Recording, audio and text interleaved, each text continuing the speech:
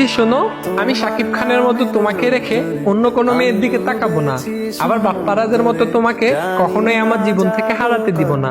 আমি সালমান শাহের মতো সহজেই তোমার মনে জায়গা করে নিতে চাই। তুমি আমাকে আরফিন শুভর মতো বিশ্বাস করতে পারো। আমি জুবানের মতো তোমাকে কখনো মন খারাপ হতে দিব না। মোশাররফ করিমের মতো সবসময় তোমাকে হাসি খুশি রাখবো।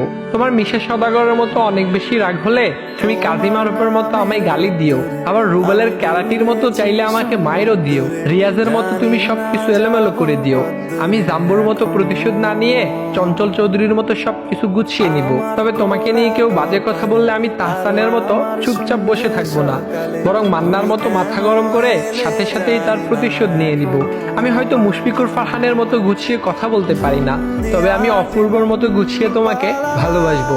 আমি হয়তো সিয়ামের মতো দেখতে অনেক বেশি কিউট না, আবার অনন্ত জলিলের মতো অনেক বড় লোকও না। আমি হয়তো দেখতে ডিপজলের মতোই কালো, আবার জসিম খানের মতোই গরিব, তবে আমি আফরান নিশোর মতো আমার সর্বোচ্চ দিয়ে তোমাকে ভালোবাসবো। আমি নায়করাজ রাজ্জাকের মতো জীবনের শেষ দিন পর্যন্ত শুধু এবং শুধুই তোমাকেই ভালোবেসে যাব।